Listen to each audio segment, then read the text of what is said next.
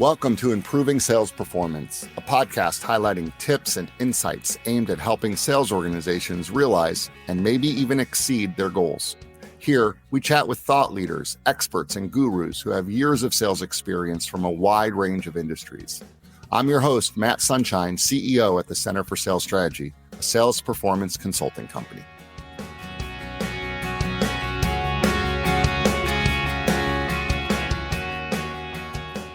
You know, we spend a lot of time talking about strategy, tools, and process when we talk about sales leadership. But even when leaders know what they should do, execution still breaks down. Today's conversation is about that gap, that space between insight and action, and why even smart, experienced sales leaders get stuck there. I'm joined by Janelle Grove, VP Managing Director of the Growth Collective here at the Center for Sales Strategy. Janelle, I'm excited to dig into this topic with you. I know you're such an expert, and if you're ready, let's jump in. Yeah, let's go. All right, excellent. So I prepared, so I have a series of questions that I'm going to ask you. We'll start with the first one. We're talking about smart, capable sales leaders here. So we're not talking about sales leaders that don't know what they're doing. We're starting with people that are smart, capable sales leaders. These people have experience. They have strong teams. Why is execution still such a challenge, even when the strategy itself is sound? One of the biggest misconceptions in sales leadership is that execution problems are a strategy problem. Most of the leaders that I work with actually do know what good looks like. They have the data, they've invested in tools, they're aligned on goals, but when results aren't happening, leaders often assume that the strategy is what's wrong, when in reality, strategy is usually fine, but it's what happens or doesn't happen after strategy is set. And execution breaks down because leadership decisions aren't made in a vacuum. They're made under pressure, revenue pressure, people pressure, culture pressures. And when leaders are carrying all of that alone, even a sound strategy can stall. It's not that they don't know what to do, but it's that they're navigating all this uncertainty and trade-offs and risk without a clear place to process it. Yeah, that makes sense. Kind of following up to that, maybe going a little deeper, what's the difference between knowing the right move and actually making the decision to move? Why do leaders get stuck in that space? Said another way, a lot of times you hear deficiency of knowledge versus deficiency of execution. Like, you know what? So why do leaders get stuck? Well, knowing what to do is intellectual, and deciding is kind of an emotional exercise. And once you decide to do something, you're exposed, you're accountable. And that's where, even as experienced leaders, we can hesitate. We get stuck in that space between the insight and action because action creates exposure. And, you're accountable to that. And you can't undecide those things. Even for experienced leaders, when the stakes are higher, with your people, your credibility, the revenue, that gap is usually filled with overanalyzing, second guessing, waiting on one more data point. But underneath it is that hesitation. It's not a lack of knowledge. So, once you say the decision out loud, you need to be able to test it and challenge it and build confidence. Oftentimes leaders stay stuck in knowing rather than executing.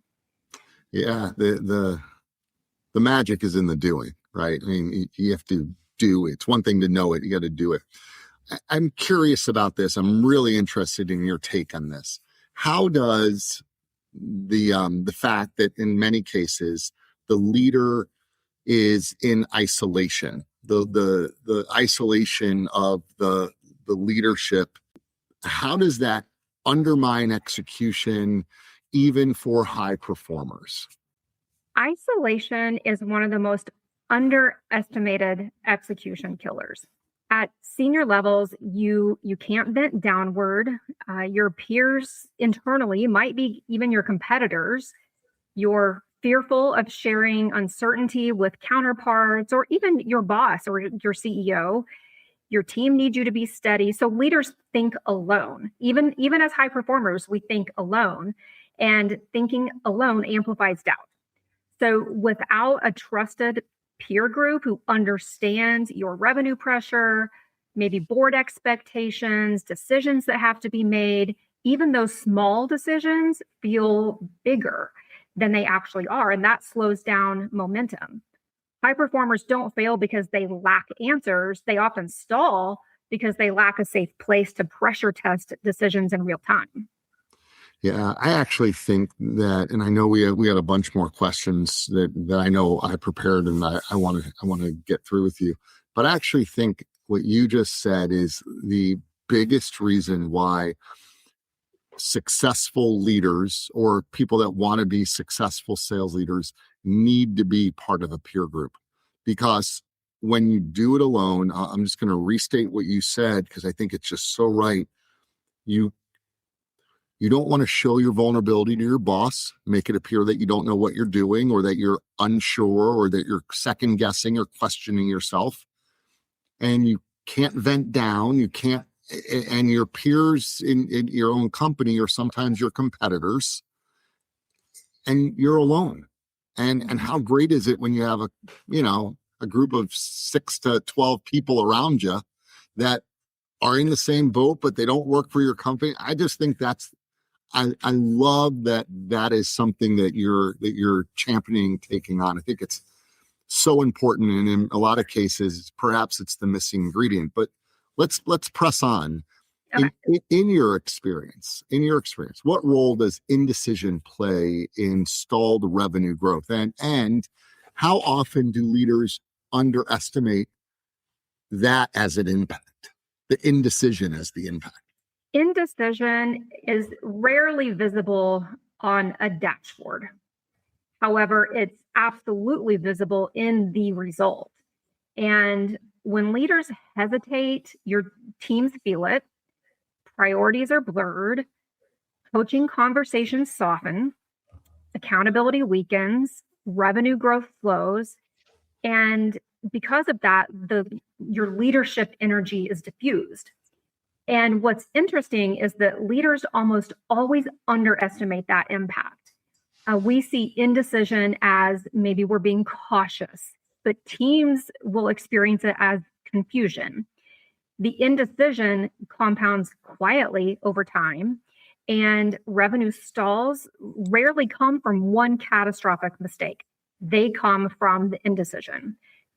Delayed performance conversations, postponed structural shifts, maybe hesitation to reallocate resources or slow to make pivots in response to things. Leaders often underestimate that indecision because it doesn't feel dramatic. It feels measured and safe and thoughtful. But in reality, it reflects unresolved tension, and that without a solution, just drains energy from your entire team. Yeah, especially when they're waiting for you to make that decision. And in the absence of you making the decision, they start to tell themselves their own story. Yeah. Not making a decision is effectively making a decision. Right. I've made the decision not to make a decision. And right. It's almost if you restated it that way, you'd be like, oh, I don't want that to be my decision. Right. Yeah. Yeah. It's very interesting. So many sales leaders, many leaders, they consume a lot of content, right? They like to learn, or at least they like to say that they like to learn. And so they'll read books, they'll listen or watch podcasts, they'll attend conferences. They'll do all of those things, and all of those things are wonderful, by the way. But the results don't change. Nothing changes. Why don't you think the learning and the insights that you get from all of that input, why doesn't it translate into better execution? Because information doesn't create behavior change. that commitment and accountability does. As you said, our leaders are incredibly well educated, reading the books and going to conferences and listening to podcasts. But without a structure for action and execution, like peer challenge and reflection and some accountability, all that insight stays theoretical. Learning feels productive, but it doesn't necessarily move the business unless it's converted into decisions and action. Yeah, I agree. Someone once told me that the challenge with any of those things, whether it's a book or a conference or a podcast, is it's an event. It's not a commitment to change. It's simply an event. And while there is euphoria from that, whether it's a book or a podcast or actually a conference, while there's euphoria, it lasts 2 weeks. Right? I mean, that's about it. It lasts a couple of weeks. You're all excited, but there's no accountability measure. There's no one holding you accountable. There's no one that you're accountable to. There's nobody there's no partner that is also doing it that you can compare notes. So while it's good information, it's just not enough. Right. So that kind of tees up where my next question and where I'm hopeful that that a lot of people watching this or listening to this might really find a whole lot of value. How does peer challenge differ from advice or traditional coaching when it comes to driving action? Talk to us about that peer component that maybe a lot of people watching or listening to this don't really know about, or maybe they've heard stuff. Break it down, share with us the peer component. Well, advice tells you maybe what someone else would do. Coaching helps you discover maybe what you already know. Peer challenge sits between those two. It confronts the assumptions. It helps test your logic. It forces clarity. And it does it without a hierarchy. When leaders are challenged by peers who understand the role you're in, the pressure you feel, the consequences that you're facing, your decisions accelerate and execution follows. And when you're in a room of the right leaders, no one's going to be impressed by your title. No one's intimidated by the number you carry. Everyone understands the pressures you face. And they'll ask you things like, what are you avoiding? What would you do if fear wasn't a factor? What's the real constraint here that you're facing? What's the cost of waiting? So that kind of challenge that you don't get from advice or traditional coaching is what you get from a peer group and peer challenge. Yeah, you know this about me, but I'll share it here. I'm involved in a peer group. And because I think it's really important, and one of the things that I love most about a peer group from a personal point of view is the experience sharing that goes on. And I don't know about other people, but if I have a situation that I'm dealing with, I don't need people telling me what to do. In fact, I think I'm the type of person, if someone told me what to do, I might even get a little defensive. I mean, like, you don't know everything, back off. You don't know all the things, right? But if I can share in this group, I can share what I'm dealing with, and other people can share how they have dealt with similar things in their organizations. Well, now I'm listening. Oh, that's interesting. I never thought about it that way. I'm going to maybe steal a little bit of that, borrow a little bit of that, remember a little bit of that. And all of a sudden, it's not people sitting around going, you should do this.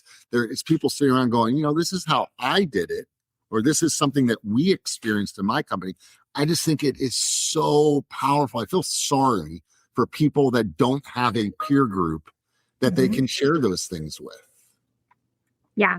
And being around people that have had those different experiences, or maybe work in a different industry than you do, gives you that perspective and a depth that you don't get when you're around your everyday circle of people. That's right. Yeah, because and the beauty of it is that they're not in your industry. So it's really not it's not competitive in that way because the product or the services are different enough. But yet we all deal with, well, hey, I'm a sales leader and I'm dealing with a person that's been on the team for 4 or 5 years that has traditionally done really well, but the last 6 months they're really struggling. They're not meeting any of their KPIs. My company is performance driven and we're really and I'm struggling. What do I do with this person? How would you handle it? Everybody deals with that. That's not new for anybody, but the perspective is good. Yeah. All right. Last question. We're going to wrap it up. Okay. For a sales leader listening right now who feels stuck despite them doing all the right things, what's the first shift they should make to regain execution and momentum? The first shift should be moving from thinking about things on your own, being isolated and reflecting on your own, to more of an accountable dialogue. Stop asking things like, what should I learn next? And start asking things like, what decision am I avoiding? What action do I need to make today? And, execution momentum doesn't start necessarily with another program or credential behind your name. It starts with naming the hard choice, saying it out loud, and letting other people challenge it for you. And once that happens, that momentum will return. Yeah, I'll add to that. People should join a peer group. No matter what you do, what your field is, whether you're a business owner, a sales leader, a chief financial officer, whether you head up HR, no matter what you do, it'd be really cool if you could have the privilege, the opportunity, be fortunate enough to get into a group with, 8 to 12 people that have similar job responsibilities, work in different industries, and have someone facilitate conversations that would help you to grow professionally. I love what you're doing. I think it's absolutely fantastic because it makes a difference. It's super important. If we want to help grow people and want to help grow businesses, then this is the type of growth that people really need. So thank you for doing what you're doing. Yeah. Thank you for having me on. All right. So Janelle, thank you for being a wonderful guest. Be sure, everyone listening to this, be sure to follow up with Janelle directly and ask her questions. I've known Janelle long enough to know that she welcomes all of your questions. Reach out to her on LinkedIn. Would probably be the best way to connect with her. All of her contact info, the LinkedIn contact information, everything will be in the show notes. But please reach out and ask her those questions that you might have. And we look forward to seeing everybody on the next episode of Improving Sales Performance. This has been Improving Sales Performance. Thanks for listening. If you like what you heard, join us every week by clicking the subscribe button. For more on the topics covered in the show, visit our website, thecenterforsalesstrategy.com. There you can find helpful resources and content aimed at improving your sales performance.